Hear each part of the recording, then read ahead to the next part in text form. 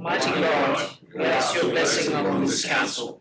Direct and prosper our deliberations to the true welfare of Australia and the people of Yass Valley. Amen.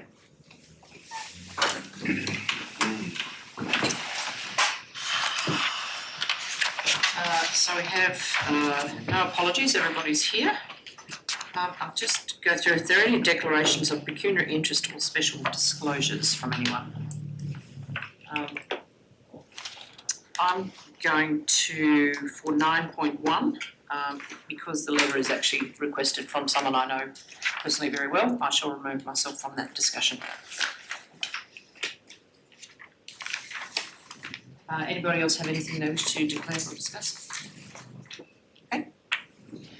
All right, if we could move to confirmation of the minutes of the ordinary council meeting on the 24th of February, if I could have a mover and seconder. Thank you, Nathan. Thank you, Mike.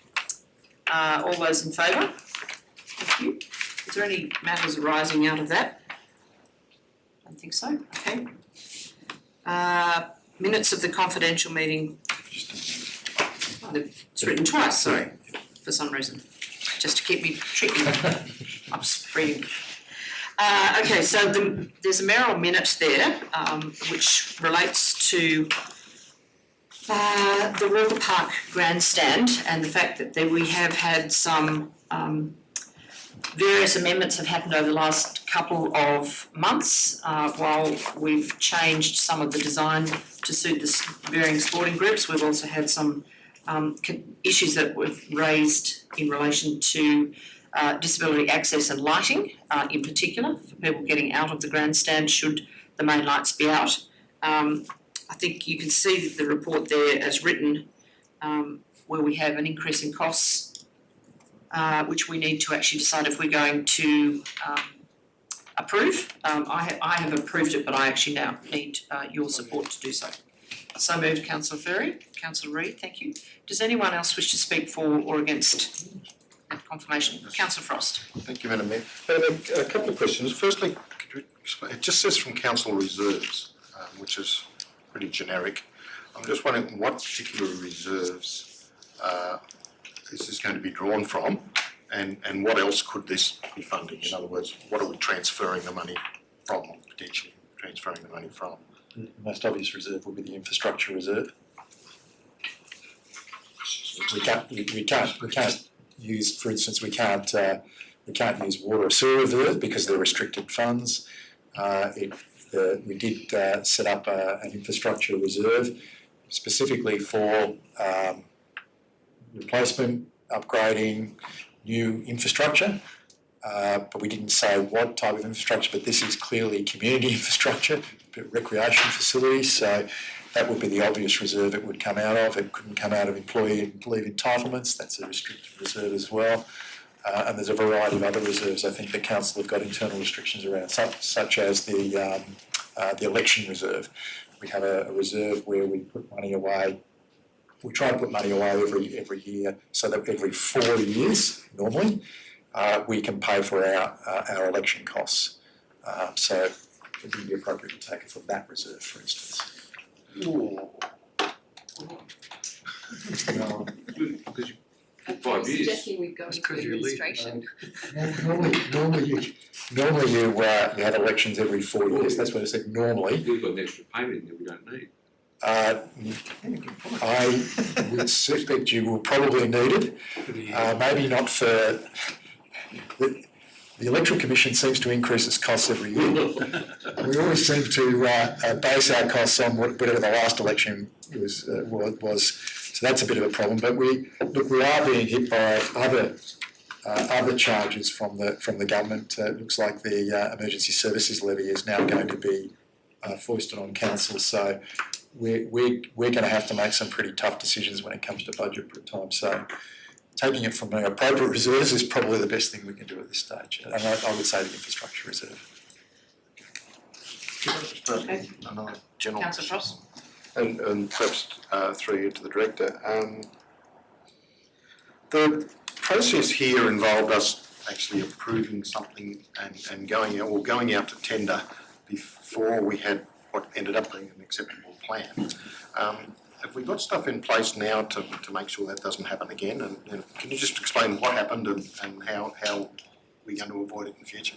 So this one went out to a contract which was for construction, not design and construction, before we had the full design complete, because we were aiming to go out to tender and have a tender available to start construction early, because the grant funding that supported this one is no longer available after the end of this financial year.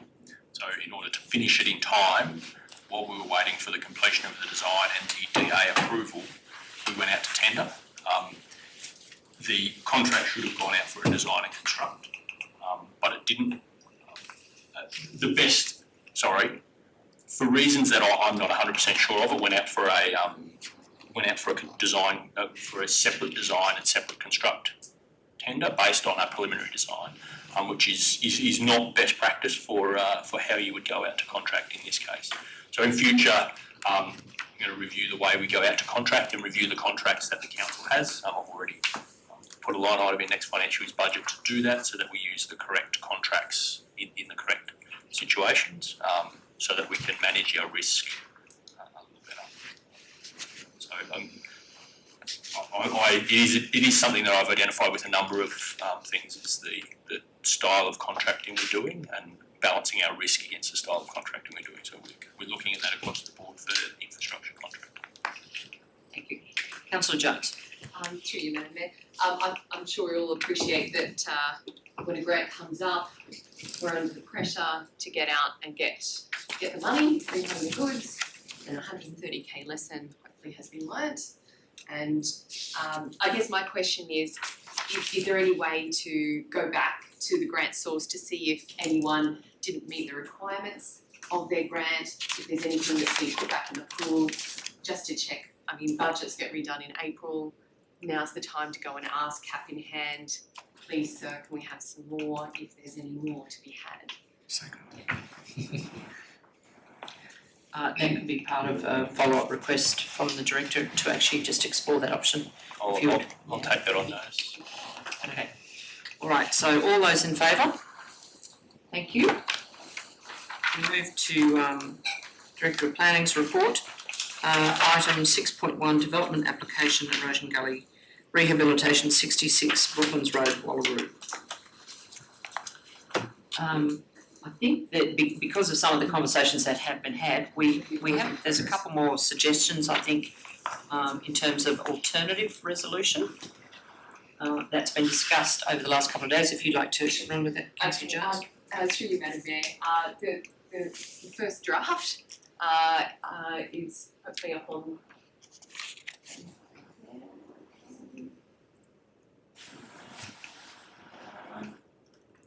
Which one?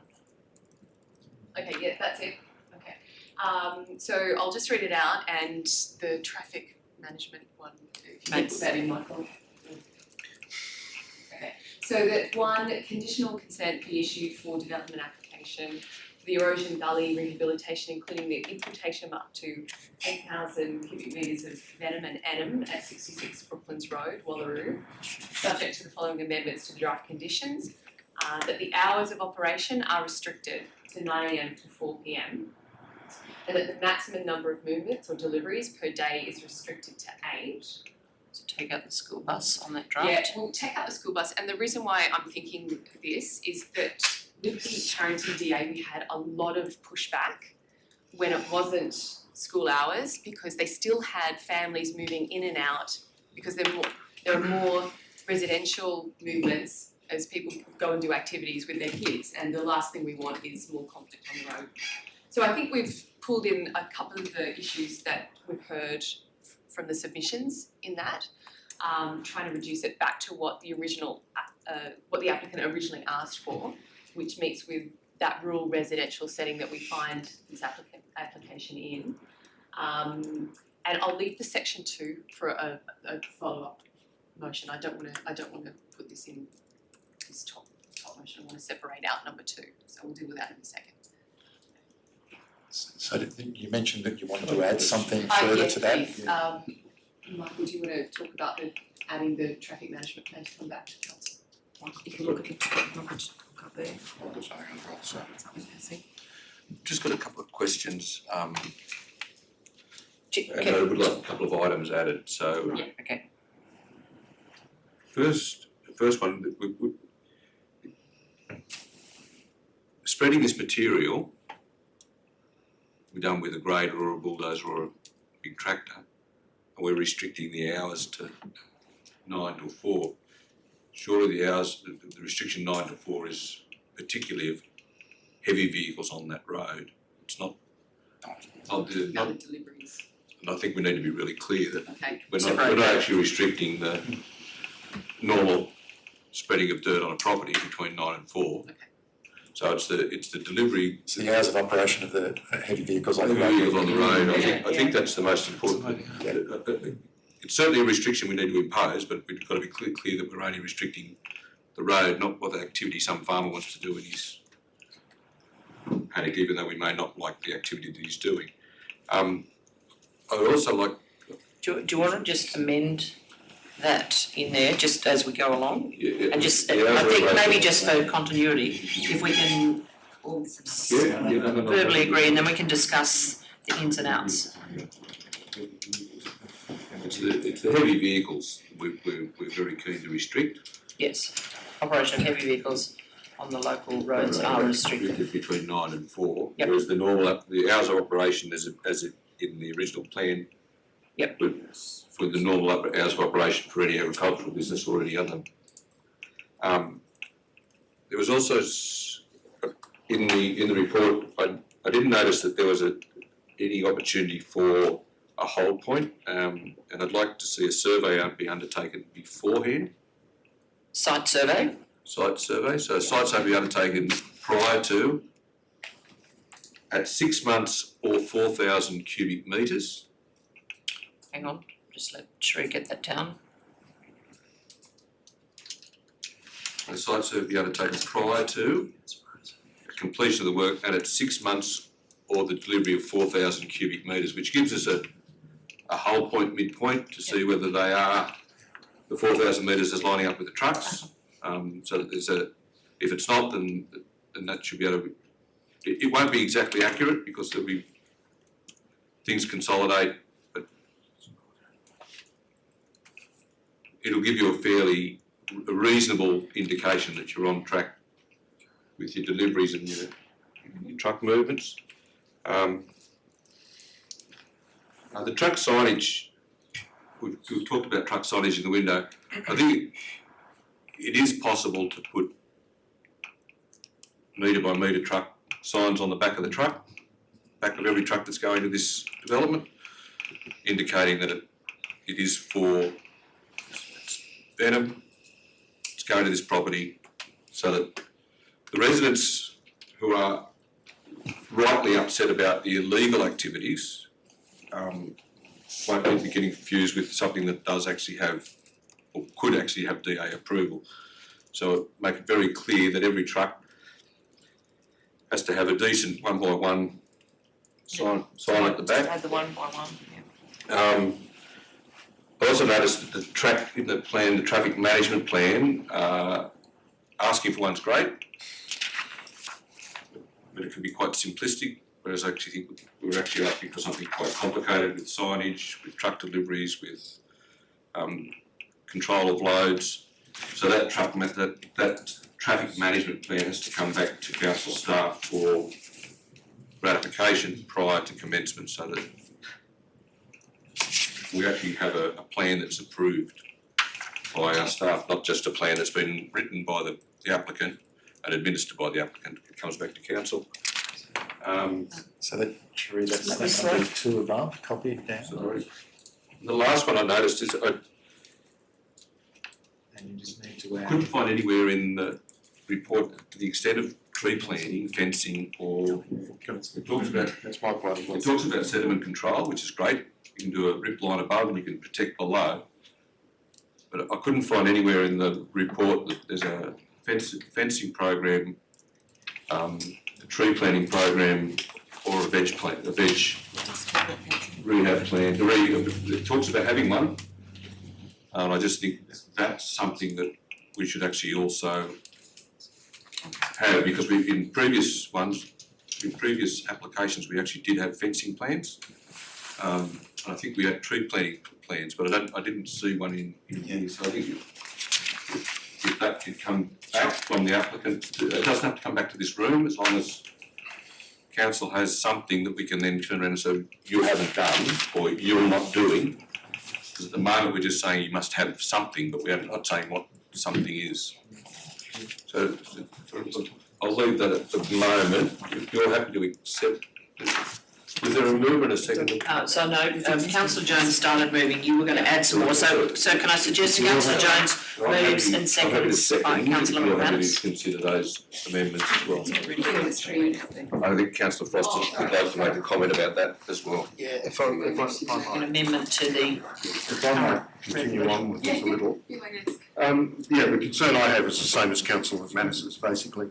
Although I was a bit more basic than that, I said that because there is plans here to do things, but basically it says what you need to do is to put the topsoil on, sow the crop along with some sort of starter fertiliser, and that's the end of the project.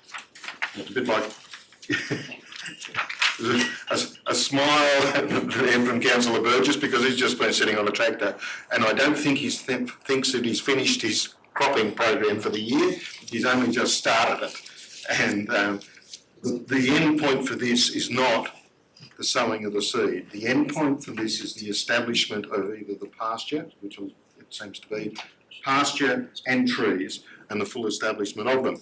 And I will ask the Director's assistance, but it would seem to me that we could ask the Department of Agriculture to do an inspection to say that there is that the pasture has been established, and in effect that the rehabilitation is therefore complete because the pasture is expired.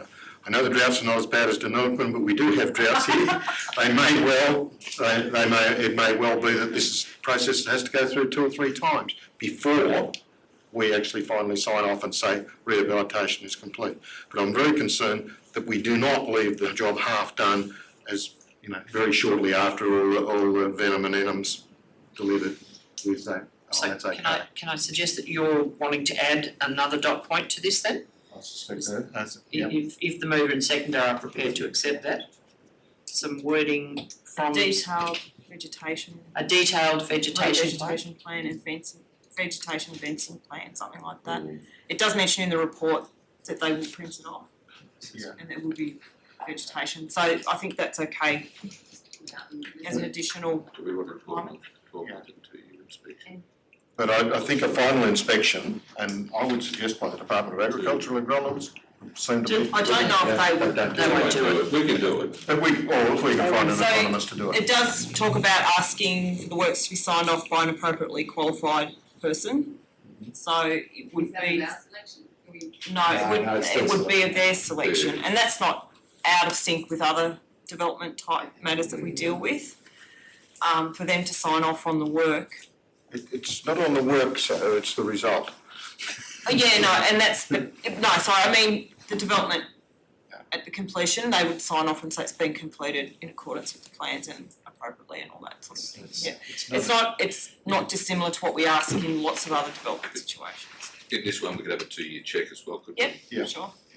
So maybe. Can I suggest that we try and keep ourselves in order, Yeah. one at a time, and standing, because you guys want those rules. Just a quick one, I think it's not a vegetation assessment plan that you want, you want a. Revegetation. You want a revegetation And fencing, and fencing plan, and just take out. and you want, but you also, Prior to the if I'm getting it commencement of right, you wanted to make sure that wasn't just at the end of the work, it was at perhaps the completion of 2 growing seasons or something like that. 2 years. If I might. Yep. Part of the concern, and I think it's probably a legitimate one, is that the material that's being brought could involve some, I think sodic soils and maybe even acidic soils. There could be stuff there that actually makes this revet, and there are concerns by neighbours, and I think quite rightly, and downstream users, that this is not going to establish. And so when we say we're not out of the game until that rehabilitation is shown to work. I know that, if I could just respond. Yes. The council report does refer to the issue of this acidic soils and says that that's specifically excluded from the definition of venom. So I expected that wouldn't be an issue. The soil has to be certified as in before it goes into the ground. Yeah, but rather than do it at that, I'd like to see the end result. Yep. Because there are, soil. No, I know, yeah, definitely, and we can incorporate into the consent an inspection by our staff as well as it being signed off. Can we have and we need another point that basically said that an inspection, the project will be completed following a suitable inspection 2 growing seasons from the end of the physical works. Yep, sure, we can draft something up. Inspection will be undertaken by staff, by council, undertaken by council following 2 growing seasons. Okay. Alison's next, then Nathan. Thank you. Through you, Madam Mayor, to the Director.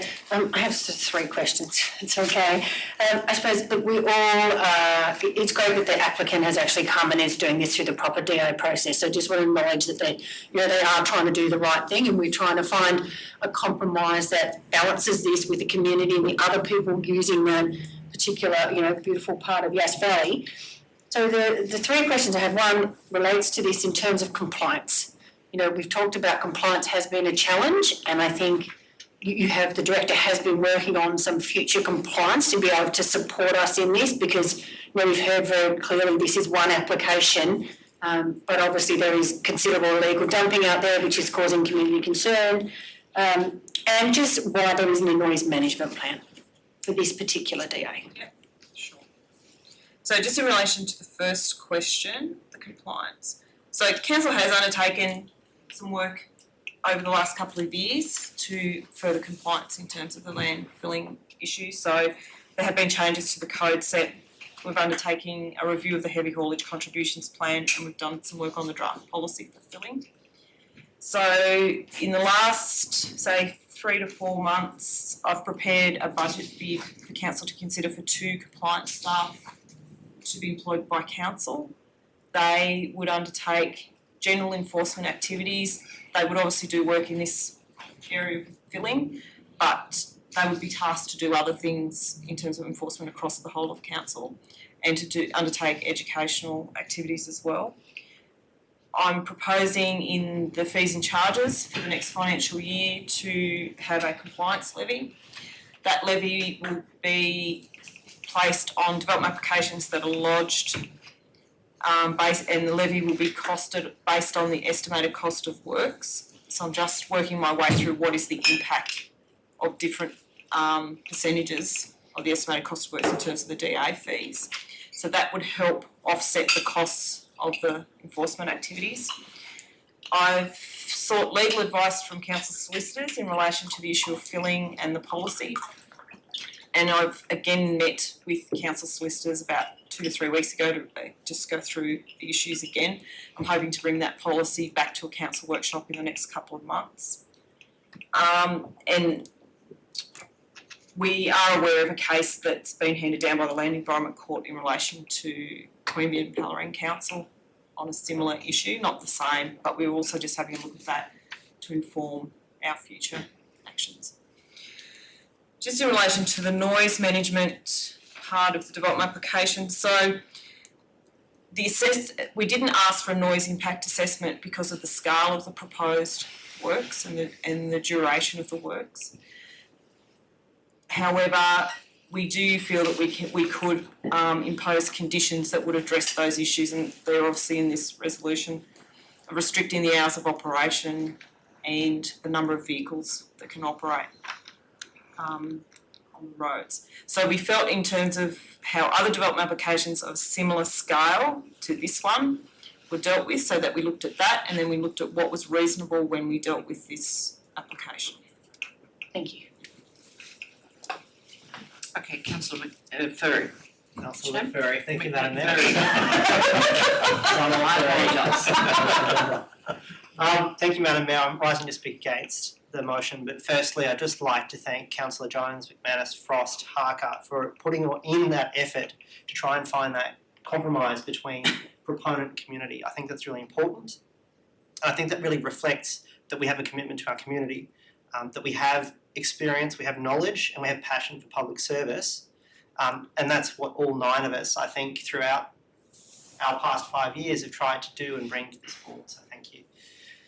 I'm very realistic in acknowledging that I might be the only councillor in this room tonight to vote no. At the onset, the community is angry, they're frustrated because of what this DA represents to them. Years of approval of DAs and activities that have created grey area for the dumping of fill, which have been indicated in the past by activities such as the one that's being indicated tonight. We've gone to the same community, occasion after occasion, DA after DA, indicating things such as review of heavy haulage planning, minor tweaks to DAs, such as what we're doing tonight, regarding their approval, and increased compliance activities for targeting illegal dumping, and at the very worst, as I said, we've haggled, we've negotiated on the very night to try and achieve a compromise. Almost 3 years ago on record, I said that as a councillor, if I felt that these commitments were not being held true, if actions were not being taken to actually address the community's concerns, that I would walk away from future DAs that posed a real or perceived high risk of illegal dumping. Tonight, I'll be honouring that commitment, and I will just say no. No to promising another heavy haulage review where we've previously knocked back community feedback from one recollection from a qualified mathematician on improving the formula. No to last minute tweaks to DA resolutions, effectively contributing to the perception that we're continuing to generate policy, we're continuing to generate planning decisions on the run. I don't want to be in that position, and I don't think I'm paid between any of us paid between $8,000 to $12,000 a year to rewrite elements of development applications in consultation with our executive. Councillors, that begs the question, why are we effectively rewriting, effectively by committee, the conditions of this DA? We're paid a fee to make decisions on them based on the reports that represent the expertise, considerations and rigour of our staff. I am not a qualified, certified or knowledgeable town planner. And as far as I'm aware, no councillor here is. And the conditions that we add, amend or remove tonight are included with the expectation that our executive, on the very night we're putting these up, will have the foresight, the full knowledge, the full breadth and depth to simply give us a technical nod. Why are we doing this? And finally, no to promising to significantly increase compliance and enforcement activities, when, as I understand, our current statistics, our current anecdotal review indicates that we are not geared at this time to actually meet such a commitment. I believe that we can do better than this. As a councillor and as a local government organisation on behalf of our community has demonstrated to us, both outside and in open forum, that we're dealing with a Swiss cheese of concerns with this DA, a Swiss cheese of concerns that are indicated by this resolution, which once again I do thank those councillors for. But this will come back to bite us, and this will harm our community in the medium to long term, and that's something I can't accept. So we have a responsibility to get this right, but I don't believe it will be tonight, and I don't believe it will be with the DA in the way that it currently stands. So councillors, I implore you to consider joining me in just saying no to this DA, come back with the rigour that we've heard from speakers in open forum, and focusing on getting our compliance and enforcement right before we allow these activities to progress. Madam Mayor. Thank you. You want to speak for or against it? Madam Mayor, I've actually got some concerns with the very last point, because it doesn't actually say what I would hope to say, and I was just wondering if I might prevail on the mover and seconder.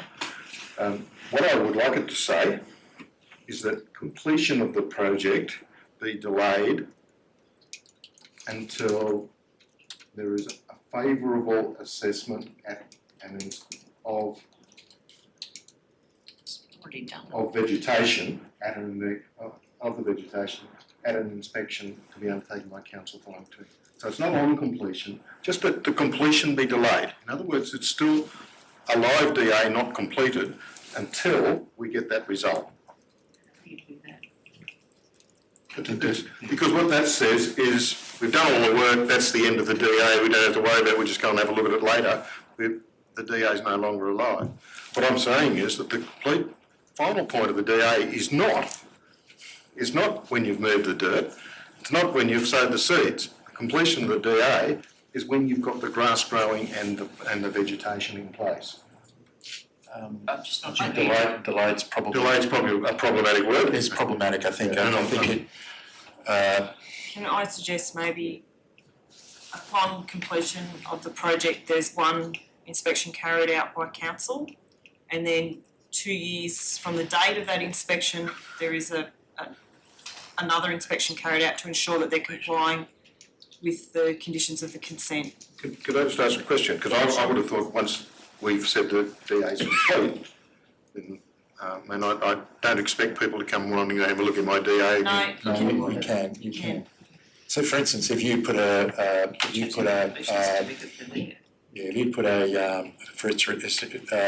ongoing requirement on a consent, like it might be hours of operation, you can come back years later and enforce that condition or check that they're still complying with that condition, even though the project has been completed. So for instance, if you're building a shop with hours of operation on there, that will go for whatever that development is there, you can go back years and years later to ensure that they're still enforcing those hours of operation. And if they're not, you can take appropriate compliance action. So that actually gives you what you're actually asking. That's what I'm. You're getting two inspections. So one's a whole, one's a end of. Okay, can we stop having a further discussion? It's Councillor McTurner's turn. Thank you, Madam Mayor. Everyone's going to be a Mick tonight. And I commend the planning department for its forbearance to having a bunch of amateurs trying to straighten out the mess. You appreciate the assistance. Councillor Furry may be somewhat surprised to discover that he has an ally alongside him in this. My immediate reaction to this is a total dog's breakfast. We continue to treat the disease, beg your pardon, the symptoms piecemeal and not the disease.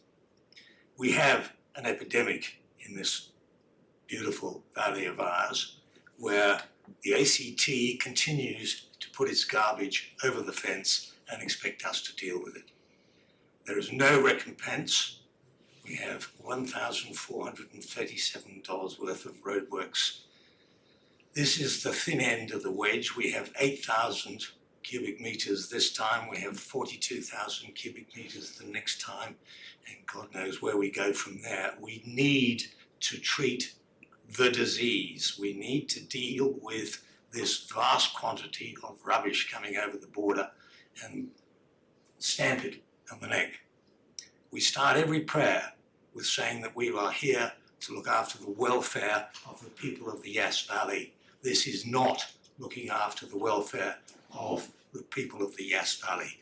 We are making a millstone for them for every single time that someone wants to get rid of their rubbish. They're going to bring it over here because we come up with a whole series of little bits and pieces that says you can do it subject to these conditions.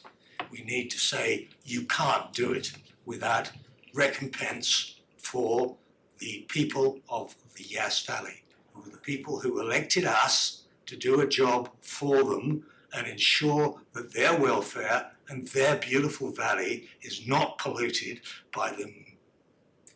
I was going to say the mongrels, but I won't say that. Those across the border in the ACT who continue to use us as their dumping ground. Councillor Harker? Thank you. Going to listen, everybody else, I'll let Councillor Jones wind her up. I was just trying to get in before she closed up. I was going to ask one more time. Very relaxed. I appreciate what Councillor Furr and Councillor Turner have said. I think we all want to try and get this right. I suppose my question was, there has been conversations about, this being somewhat of a precedent. Appreciate we have approved, versions of this before. My question is, what are the options in terms of delaying this DA to be able to try and get it right? And to be able to go through some of the processes that we've talked about and appreciate everyone is trying to make this work for the whole community. But I just wanted to know what our options were in potentially delaying this. The first thing that springs to mind is, why are you delaying it? To get your house in order? If that's the real reason why you're doing it, the courts look very dimly on that. And you always run the risk of a challenge through the Land and Environment Court for not undertaking your planning duties, which is to make decisions about planning applications that come before you. So, as I said, the courts believe you should deal with matters as they come in around the rules at the time that the applications are lodged. So by delaying this to get your policy positions in order and all of those sorts of things doesn't necessarily mean that they would apply to this application because it was already being received. So that's how the courts tend to view these things. So if you were wanting to delay it, I'd be delaying it for other reasons, like you need more information. What information do you need? That would be a more legitimate reason for delaying it, not that you need to get a policy position. For the information. Okay. Thank you. Okay, Councillor Frost, you speak for or against the motion? Spoken several times. Okay, thank you. Madam Mayor, Councillor Jones might like to wind her up. it's concerned. I would just like to commend the motion because it's a bit of a dog's breakfast, so somebody has said. Well, it's a dog's breakfast because what we're doing is we are charged with, as our job, of trying to meet competing demands, and they're not in the community. They're not simple. If it was simple, we'd have staff do it. If it was simple, we'd just have staff do it. If it's not simple, we've got a process that allows people to come and lobby us at the door, lobby us in beforehand. It allows the whole community to go in so that we've got a result at the end that probably nobody likes, but hopefully most people will accept. And that's what our job is. If we don't want the job, we've got an opportunity in September to not apply for the next time. Okay? But that's what the job is.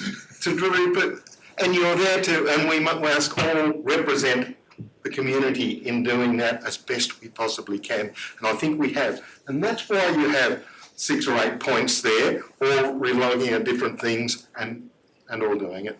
And is it the ideal planner's result? No. Is it the ideal agriculturalist? No. Is it the ideal soil conservation? No. Is it the ideal farmer? Probably not. But it's hopefully something that everybody can live with. And if it's not, it'll come back and we'll have another go. And because that's the system we've got. It's called democratic representative democracy, and we've had it for the last 5 years. I've enjoyed my time in it, but as I say, if you don't want to be here, it's fine. Councillor Jones, would you like to wrap up the discussion? You took a lot of the words out of my mouth, but I was about to say, there's the door. We all walk through it to do the very best that we can for our community. And if you're not up to the job, that's where you should go. It is messy. It is part of what we do. We have to find a compromise. It is not the stench of appeasement. It is us doing our job. I don't think you will ever see a level of government that can be so flexible, that we work together. We are not representatives from particular political parties. We're here representing the farmers, the families, the mums and dads, the B&B operators, the apple tree organic orchard farmers. We're here representing every single one of those that has an interest in exactly this. And it is not a fault of our staff at a small rural council punching above its weight every single time they come in this room to deal with the mess that is coming from the ACT. And may I congratulate every single one of our executive and every single one of our councillors that picked up the phone throughout their busy week and month and attended the forums and listened to these people and listened to the community on these issues. that saw the farmer talking about the erosion in his gully as a downpour hit not only this room, but his farm, and it made perfect sense as to why this project needs to go ahead. And I also completely agree with Councillor Frost that it didn't go far enough in terms of the vegetation and the fencing. We needed to see that step, which the community pointed out. What else is being done on these properties to stop the exact same thing happening again in the next 50 years and have another DA put in because all of that sediment's sitting at the Yass Dam wall? We don't want that for our community either, because that's the cost that we need to bear.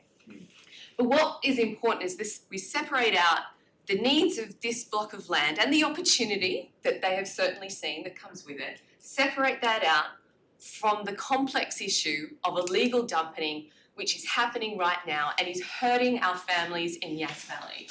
We need to address that, and I'd like to put this motion so we can then get on with the next step of addressing what is a very real issue and will be for the next 50 years as ACT does exactly what Yass Valley is about to do, have generational change in its infrastructure. And while they're doing that, we're about to embark on some big projects, and it's all got to go somewhere. So we need to find a way to take the pressure off rural residential areas, create an opportunity for Yass Valley, and make sure that we protect our way of life. I now need to put that to the vote, but I did remember you had a separate section, and we're going to deal with that separately. Number 2 is separate, yeah. I might suggest another third one for you, but that's okay. We love suggestions in this meeting. Okay, so at this point, we have a motion in front of us. We have a motion in front of us that is up there. It has been discussed for quite some time. I now need you to vote. All those for approval? Okay, all right. It's a hard one to go through. All right, so those four: McManus, Jones, Frost, Reid, Harker, Burgess, Abbey. Those against? No. Councillor Ferry, Councillor Turner. Thank you. That can be duly noted. Okay, Could I make a comment? There's been a lot of miscommunication in this process. And there's people out there that don't appreciate how much work the council and the planning department have already done towards this project. I find myself sitting in the middle. I almost didn't. Yeah. But I think some kind of communique that sort of puts together and encapsulates our thinking, why we're doing things, what we've done, and what our aims are in trying to stop this kind of. It's not just the illegal dumping; it's the filth. can I task that with the staff to actually come up with a better communications plan for the community, Spring Range, Wallaroo, to explain what we're trying to put in place here, the decision that's made. We've already recognised that that's an important thing that we need to do. We need to talk about the things that we've done and the things that we're doing with this challenging issue. Certainly, Director of Planning has spoken to me about how we might do that and which groups to target for that message, as well as our general media. So we will do that. Yes. Yeah. So there was a second motion that was coming out of following on from this approval. So it doesn't have a paper to it, but it's a motion to get the staff to bring back a report about what possible opportunity there is. Councillor Jones. Thank you, Madam Mayor. I'd like to propose the motion that an investigation be undertaken into opportunities in Yass Valley to establish a facility to receive venom and enum to assist with rehabilitation of the site. Through you, Madam Mayor. Or whichever site. So it has to be a site. Should we just say the words appropriate site, something that's a bit more specific? Okay. Appropriate site? Sites. The second. Sorry, I need a second. I've got a mover and a seconder. Identified site. Sorry. Councillor Jones and Councillor Turner. Trying to. So just take a comment from the General Manager first. I guess the third point that I was going to suggest was that that Council forward a submission to the Chief Minister and the Attorney General of the ACT seeking tighter controls on venom and enum disposal, going only to approved sites permitted for receival in the ACT and New South Wales. They need to start thinking about where they're sending the stuff. So can I just before we run to that, Councillor Jones and Councillor Turner, are you happy with that additional? Yeah. Thank you. I was going to raise that as well. Councillor I McManus. actually think that Councillor McManus. before we start worrying about a facility, I actually think we actually should be approaching the ACT government and bringing it to their attention, exactly as General Manager has said, that we're actually very uncomfortable with the fact that half the ACT ends up in New South Wales. And I'm Not the good bits. And it's not the good bits. It's not the good bits. It's the bits that they can't handle, they can't deal with. So it's far easier for them to send out. Look, this is not bad material. It's not necessarily bad material. It's clean material. And a lot of these gully rehabilitations end up being significantly better than what was there before. Because 100 years of 200 years of degradation, we are actually improving them. But I do think it's important that we actually have a conversation with the Chief Minister and the Minister for the Environment, bring it to their attention that that's what's happening. That they're actually not collecting the $20 a tonne because people aren't paying the $20 a tonne because they can put it in New South Wales at basically $1,800 for 800 cubic metres. so I don't think there's any time frame. So the item 2 can be done immediately, I and think the item other. 2 needs to be done immediately. That's I don't think we have a time frame on that. So on I the other one. think we can take that on notice that that's how it should be done. So if I can just speak to it. Yep. What would have happened if we had refused the DA that we just passed? The answer is the materials would come. The materials would end up here in Yass Valley, we wouldn't know where, or the residents would, alert us eventually, and then we're dealing with a problem that, yes, we can issue a fine, but the fine is cheaper than, paying for the importation anyway. So, and then we can do nothing. We need a way to direct this, Phil, in a way that becomes an opportunity for Yass Valley, in a way that rehabilitates a site in Yass Valley, a way that collects money for us to patrol illegal dumping, and in a way that is acceptable and uses the correct roads and doesn't conflict with our residents in rural areas. We need to find a way to keep it out of sensitive sites such as the Murrumbidgee.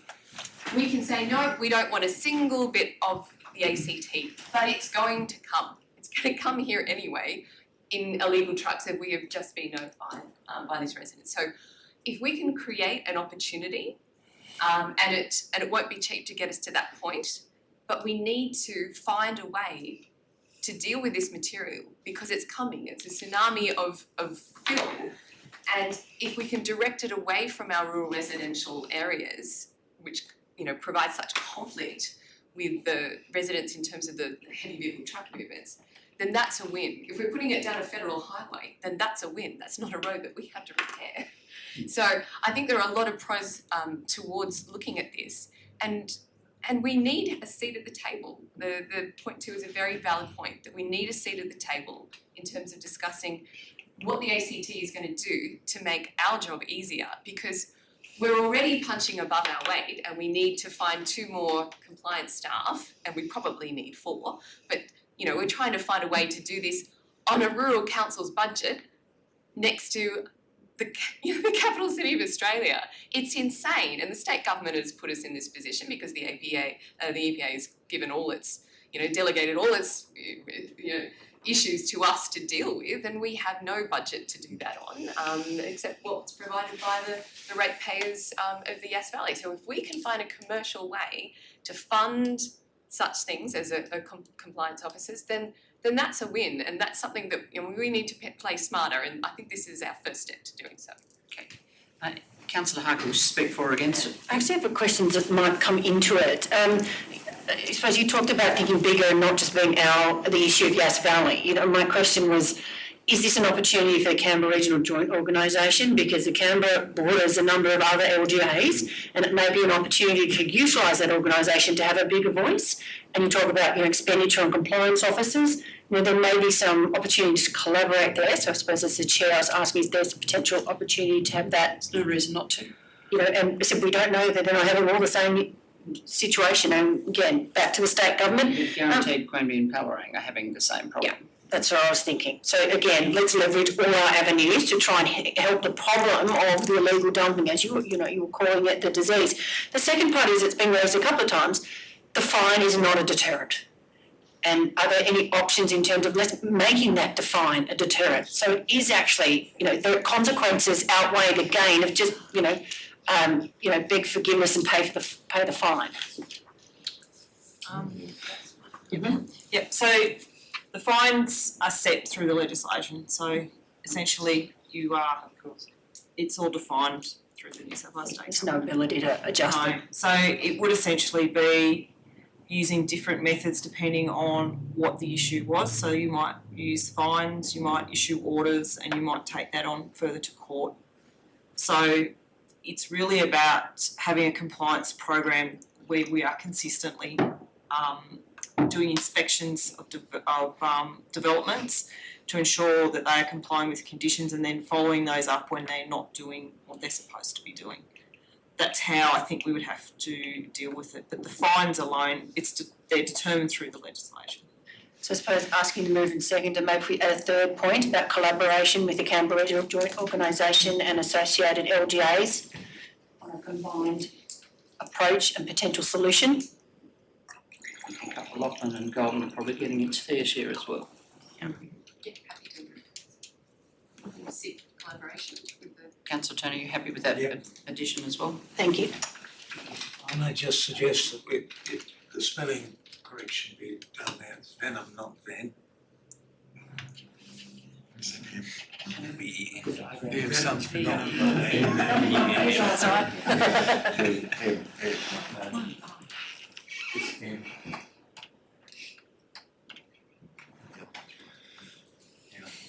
Okay, so Councillor Ferry, would you like to speak for or against the?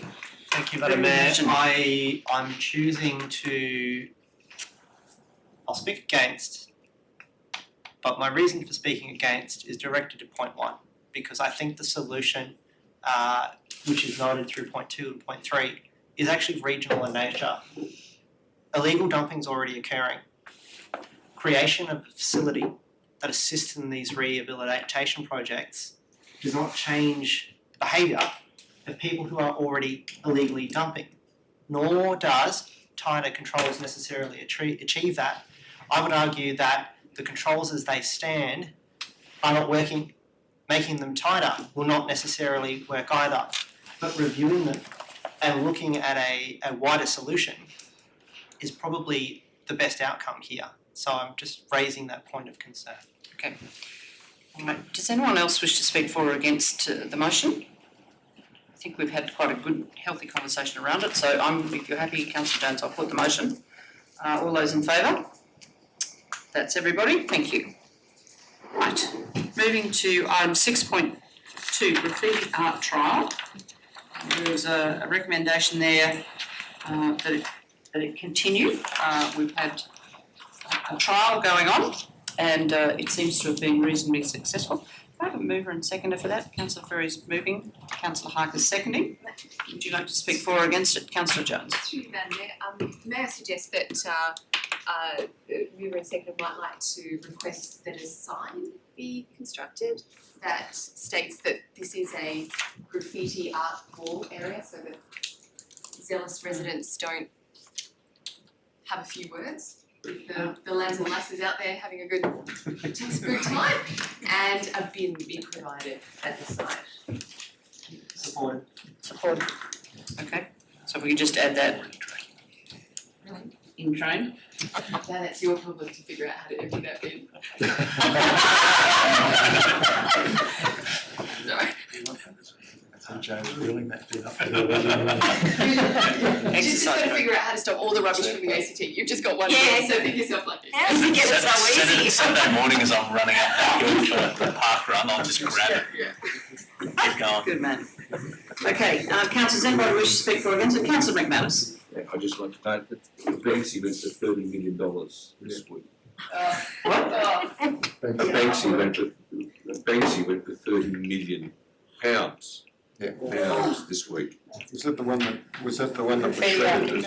No. This was the one in. Little boy playing with a nurse from the hospital, and Batman and Spider-Man are sitting in the garbage bin, and he's playing with the nurse. So. There you go. Okay, no one has speak for or against it. I'll put the motion as it stands. Thank you. All those in favour? That's everyone. Thank you. Moving along to 7.1, Yass water treatment plant upgrade design business case preparation. Do I have it's an update program for noting. Can I have a mover? Councillor Turner, thank you. Councillor Frost, seconded. Thank you. Could I just ask a question? Yes, Councillor Frost. The business case for stage 1 says it'll be completed by June, yet the work is to be completed by the end of December, from memory. This was back from December. Why does it take so long to get a business case for? Why does it take over 7 months for us to get a business case together for what is a fairly small project at the beginning of a larger one? It's a It's your person. due to the fact that we've taken a multi-stage process to a large program. So we had a program which DPI Water did not agree with all our recommendations for stage 2 and 3. To some extent, they didn't agree with some of our proposals for stage 1. The funding organisation will rely on DPI Water's recommendations as to whether or not they approve the funding, so we need to agree with them. Our agreements didn't happen, so we went to a peer review. That peer review has obviously increased the time that it's taken to do this, so we've been developing a business case for stage 1 work in parallel with doing a peer review of stage 1. So we are developing the business case now, but without getting DPIE's agreement to the peer review, which I have the draft peer review, which they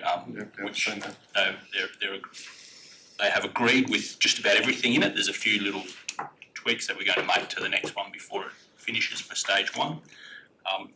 The other challenge has also been the funding agency did not know what type of business case they want, and until late last week we didn't know how we were going to actually draft the business case because we didn't know what the funding agency wanted. So we now have that information. We're still working with them as to whether that business case is going to look at a cost-benefit analysis for just phase 1 or whether it's going to need the cost-benefit analysis for the whole project before we go into phase 1. So it's because we've taken a multi-stage approach, we've made it harder for ourselves, but it's allowed us to pull some work forward. We'll go to June in preparing the business case because of all the steps we need to take in order to get agreement from Department of Health and DPIE Water, because they'll be consulted when it comes to the approval process, and then it'll go through the approval process, but it'll go through the approval process with us basically knowing what the outcome is going to be because we've done the consultation up front. It's a complicated process because we've taken a path where what we want doesn't fully agree with what DPIE Water want. I guess my concern is that after June, we've got the business case, we've got it there. Are we still going to be churning through this, and when are we actually going to get the work done? So we so in order to address that, and I fully understand the concerns here. So in order to address that, we are preparing designs for those parts in which us and DPIE Water agree as we speak. So we're doing that now, and we'll be going out to tender based on the fact that we will know what we're likely to get ourselves in for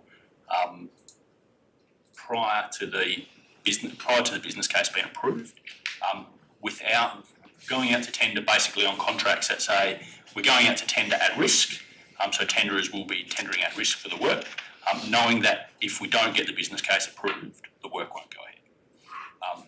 Which is not unusual. It's something that we don't do at council that often, and I wouldn't want to do it that often. But in this case, because it's something I want done before we get into the later stages of summer next year, where we could either have a drought or a flood again, I want to get this in place because it's to deal with the peak events, which are, like we just had, flood events, which you'll be happy to know haven't really caused that many issues for the water treatment plant. This one, the one earlier, caused a couple of issues. Or we go into drought, which will cause us issues as well. So the works aren't that significant. Again, for those who have read the report, and you'll see in there, or in the Mayor's message, we have a slight disagreement with some of the work because the peer reviewer thinks that we should do a large slice of work up front. That's too big for this one. We won't get it all through. So we're going to leave that for stage 2. We'd like to do it up front if we could, but it requires buying more land, doing a whole heap of other stuff in order to make it happen. So we're going to leave that to stage 2. So we've chosen those works that are small, that will have an impact on peak events, and hopefully reduce some of the more challenging areas that we have. Okay.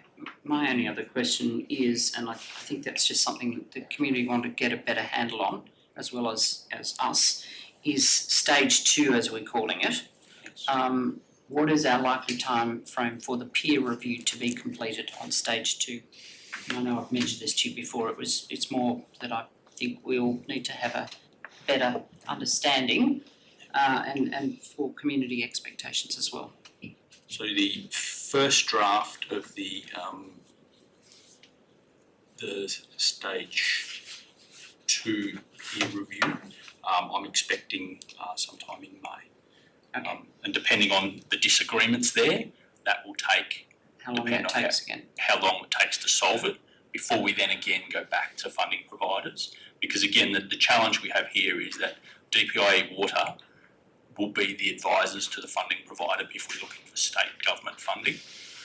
So we need to have an agreement with them before we can actually go to a funding organisation, or else we have to have a really strong technical and political argument that says DPIE Water are wrong. And so at this stage, my preference is to keep them on side as opposed to the other argument. Requires a lot of patience and breathing, I think is the other word I use when I'm around DPIE Water. And I thank the Director for his clear attention to try and keep this thing rolling along as fast as possible, because I think we all want to see this resolved sooner than later. Thank you. So I have a mover and second for that, for noting. Thank you, all those in favour. Thank you, that's everyone. If we can move to 7.2, water extraction from council standpipe. There was a report brought to us, consideration water supply charges. The recommendation is be considered as part of the budget fees process. I need a mover and seconder. Councillor Reid, thank you. Councillor Turner, I think was next. I would prefer that we didn't consider considering. We actually considered in one instance rather than considered taking consideration. Is that humanly possible? I did notice that when I read it. So if we just take out the second considered, consideration water supply charges, standpipe of Yass as part of the 2021-22 budget process, and we look to try and make that possibly a little more cash flow profitable for the water fund to actually assist funding other repairs and works that we need around town. Councillor McManus. Madam Mayor, if we do consider this later on, can I just get staff to check the hilltops? The hilltops numbers there are from Burua? It was from the Hilltops website. From Burua? Or from all their standpipes? Because So they have Because Hilltops doesn't supply their own water, they're part of Golden Fields. Yeah, so it was so they have multiple standpipes. It was from the standpipe that you can get commercial water from. At Burrawa. Burrawa, yes. At Burrawa. So the Burrawa standpipe is only hooked up to that tiny little dam in Burrawa, which is why they're restricted to 3,000 litres. So the reason that the windmills predominantly that are in Burrawa were getting their water from Yass was because they could only get 3,000 litres out of the Burrawa standpipe. Going forward, the next development, whether it be No, it's more likely to be right back, I think. if it's Rye Park, again, it'll be back to us, but the next one after that will be one between Bookham and Bynalong, and they'll be getting their water out of Golden Fields, out of Hard. So can we compare, so we do this again? Yep. Go back to Hilltops and get a confirmation that what the rate is out of Hard, because that will be our competitors where we sell water. And given that we end up building a dam for $20 million, we want to make sure we're Making money. competitive, but we're also, so it means we actually have to be comparing ourselves not to Burrawa but to Harden in the future. Harden's standpipe. So as long as we're under the market there, I don't care. What's already coming out of Judion? Well, that's Where they'll go. Jugiong's the same. It's part of Golden Fields. Yeah, I know that. So, but it doesn't, Jugiong, so that, the comparison here is against Burrawa. Whereas You want a comparison against. I want a comparison against Jugiong or Golden Fields, because that will be our competition. So if the staff note that. Yeah, you're right, Tess, it'll come out of the pump station. Yeah. Okay, does anyone else wish to speak for or against the update? Okay, all those in favour? Thank you, that's everyone. Moving along to 7.3, safety concerns, Burley Griffin Way Bynalong safety barrier update.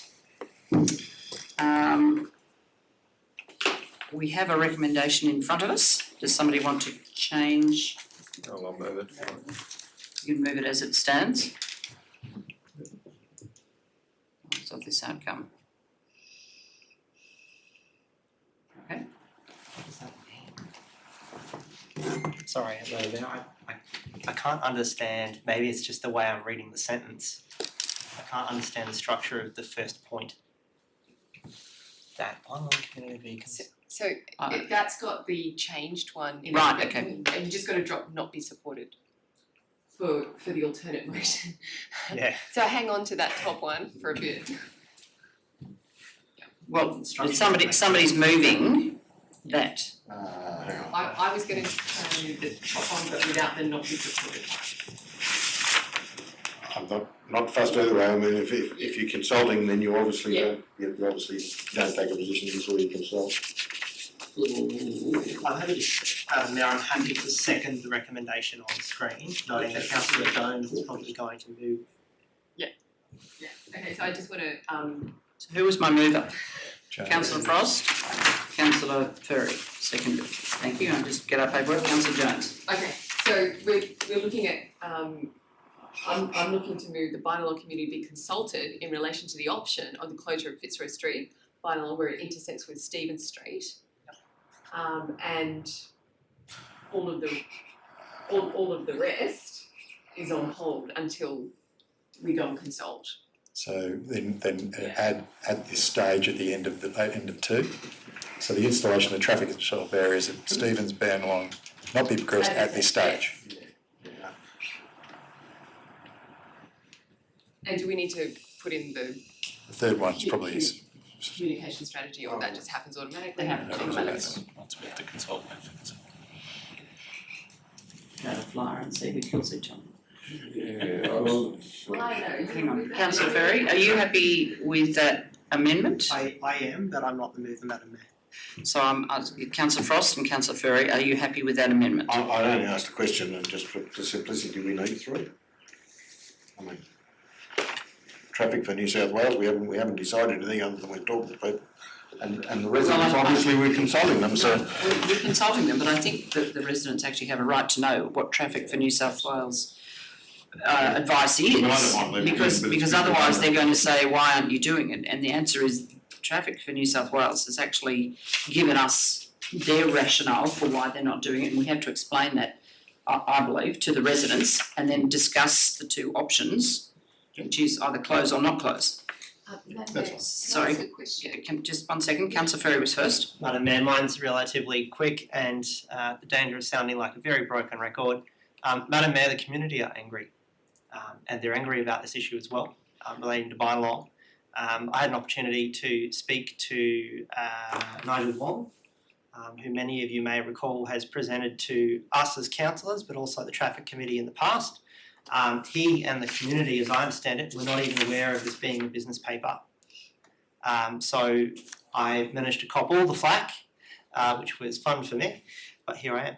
So, Madam Mayor, the response to see this recommendation as it is on screen will be a relief to that community, because as the original business paper stood, there was a lot of fury within the community, and they are pretty much close to just throwing in the towel as the community of Bynalong. Rather than reading this very long message, which was clearly someone's frustrations put in writing. We had this discussion on Monday night, which is why we put in that change, that we need to consult it. So my intent is just to reflect that frustrations of the community have certainly come out as a result, and this recommendation is resolving their concern, I feel, and it doesn't give the impression that we've just given up on the issue, which is what the original did. Okay, Councillor Jones, you want to speak, did you? So an ongoing issue for particular residents in Bynalong, but also for the community in general, because it's members of that community that have to come out to these accidents as volunteers, with the fire and rescue, etc. But this solution, in inverted commas, of what TFN New South Wales has put forward as an option for us to fund and carry through with affects not just one or two residents. This affects all of Bynalong. So to even consider it without hearing from the community would be wrong of us, and that is why I commend the motion and we should do this. But I also want to just respond that, you know, this is an issue for TF New South Wales. The fact that they are not part of this process concerns me, and I would certainly suggest that they be invited to partake in the community consultation process so they can speak to their own solution or non-solution as it is, because they have, given us the hot potato here that if we say no to this as the solution, then the particular residents at the hotspot of this issue feel abandoned, and if we go ahead with this, then we're potentially impacting on the very functioning of one of our villages. So it's, we're in a no man's land here, trying to solve TF New South Wales problem for them. We can certainly invite them. Yes, that I would think be. they should be. Take Whether they one. turn up or not's another issue, I guess. If we've given them the invitation, Cinderella might come along. That's it. So we have a motion up in front of us. Anyone else wish to speak for or against it? What? If I might close. You might close, sir. Thank you, Madam Mayor. Madam Mayor, I just in favour that I don't think anybody's going to, this consultation will do anything other than say keep Fitzroy Street open, because it really is it's the main track in the town, and and it would put a lot of traffic onto Stephen Street, turning both on and off Stephen Street, which would actually make it quite a considerably more dangerous place to, because it pick up some of the village stuff. But I'm thinking that this process will allow the community to actually speak a little bit louder, because I think, and with due respect to the Councillor Ferry, I think I've heard a few voices speak quite very loudly. I haven't seen a lot of voices speaking on this issue. The thought of closing Fitzroy Street, I think, will change that dynamic. I suspect we'll have a lot of people focused on the issue from here on in, and I think the motion's a good one. I think, but this is not to resolve. This won't resolve anything, but I think it will actually move the process along a little.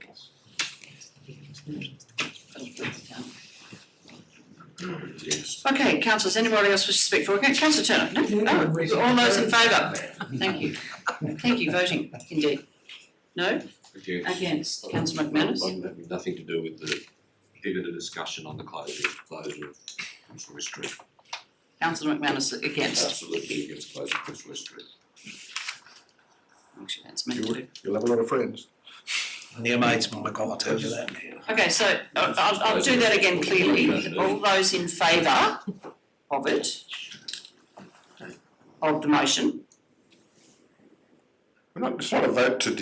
not a vote to close it, it's a vote to. Yeah, we're going to communicate. No, Okay. no, we're not closing it.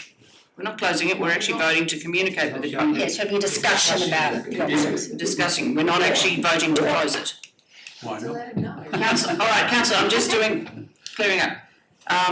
That's everyone for, councillor McManus against, as we thought it was. Thank you. All right, moving on to 8.1. 8.1, investment and borrowings report for February 2021. Thank you for the more detail that we've been getting. Councillor Ferry, you moving it? So moved, thank you. Seconded Councillor Reid. Does anyone have any questions for the Director or wishes to speak for or against it? Okay, in that case, all those in favour?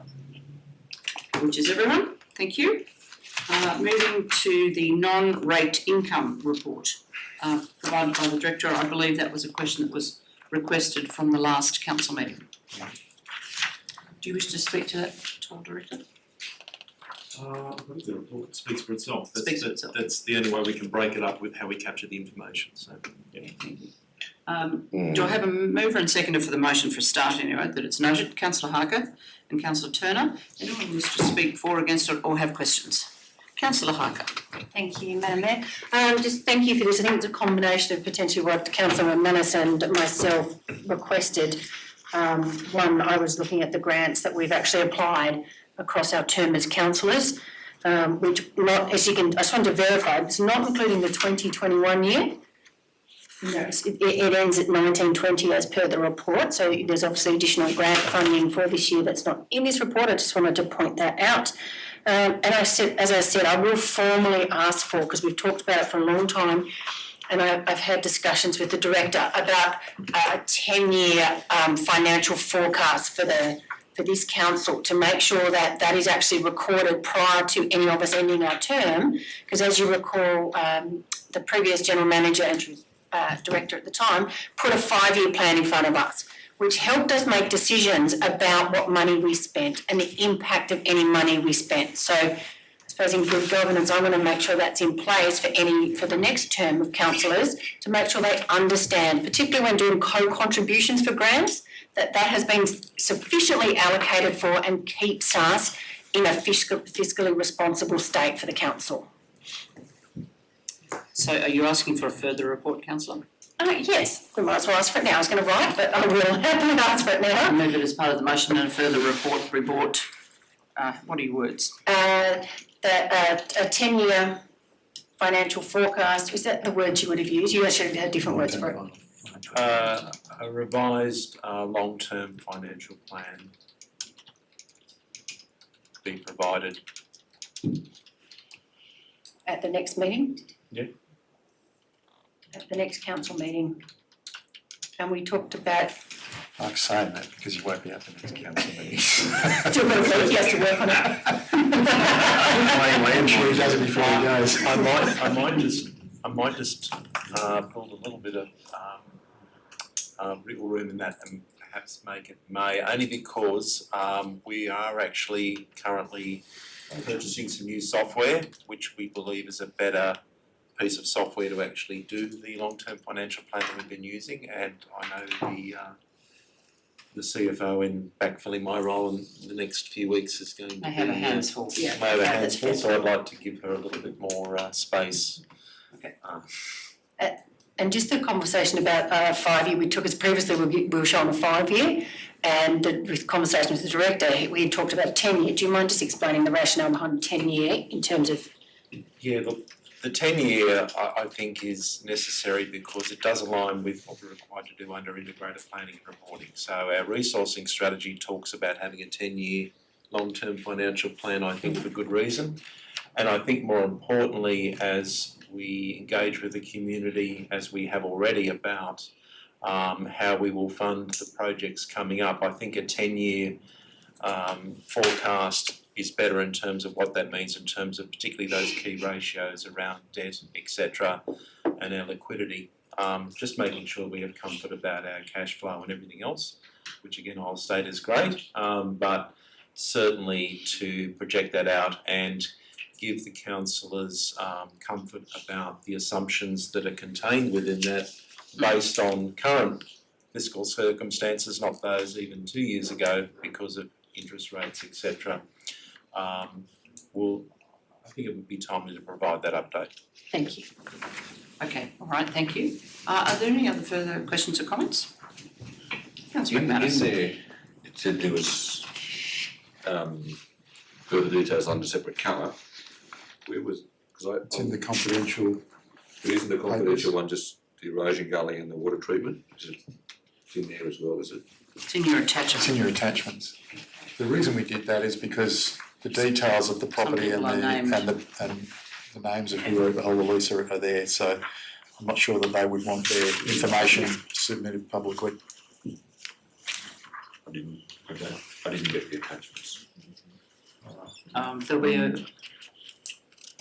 Sheree will resend them to you then. Yes. Okay. Yeah. Under separate cover. Yeah, All right, sorry. councillors, all those in favour? Thank you. That's everyone.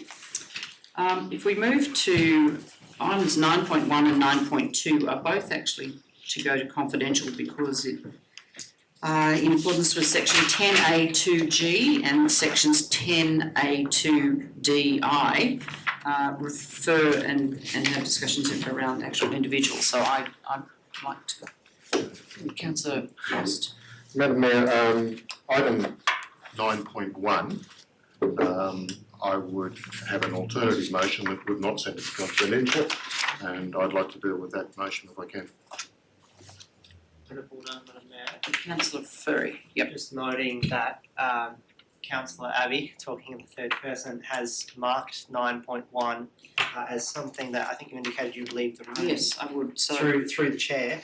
I'm concerned that if we bring this up as an alternative recommendation, whether or not Councillor Abbey needs to leave the room for that to even be how considered. about I leave the room while you make that decision? A very Solomon-like decision. Reluctantly. So in the meantime, while Councillor Ferry is coming to take the spot, tender evaluation 9.2, could I have a mover and seconder to move it to confidential? Thank you, Councillor Frost, Councillor Reid, all those in favour. Thank you. Councillor, so back to 9.1 and discussions. Sorry.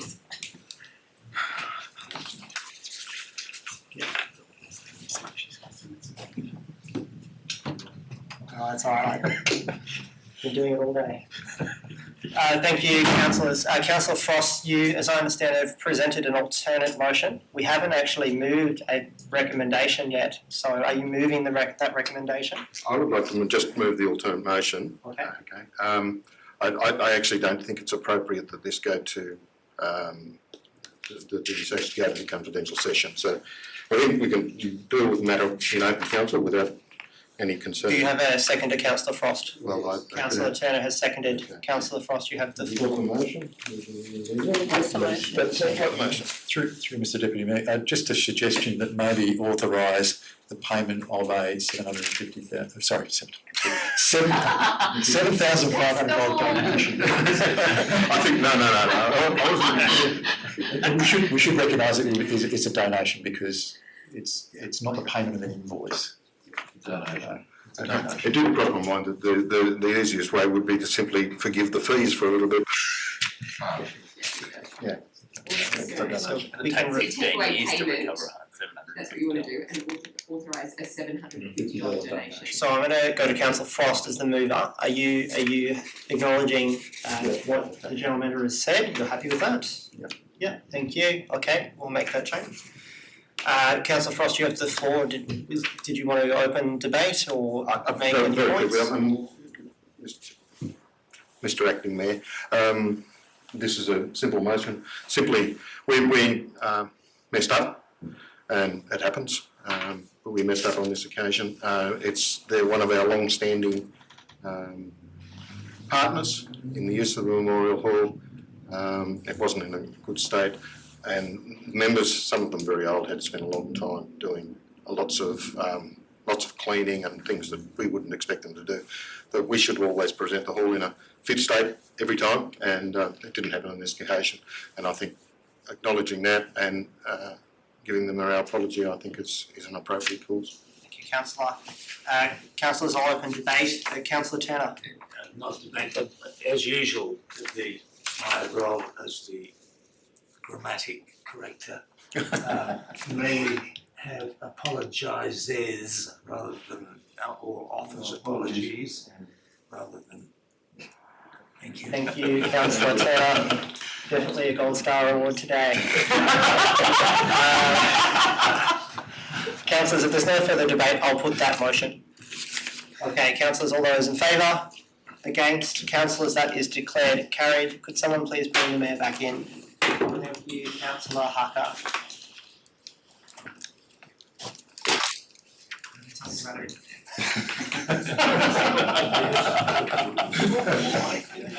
No, nothing.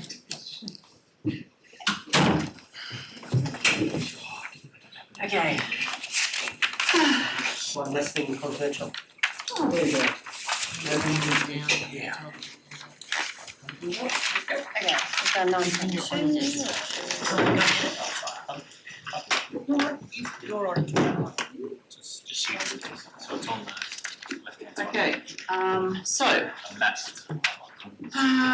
right, we're moving, there's no notice of motion, questions, minutes and recommendations of council. Committee minutes of the Economic Development Committee held on the 3rd of December. I'll remove Councillor Harker. Councillor Frost, thank you.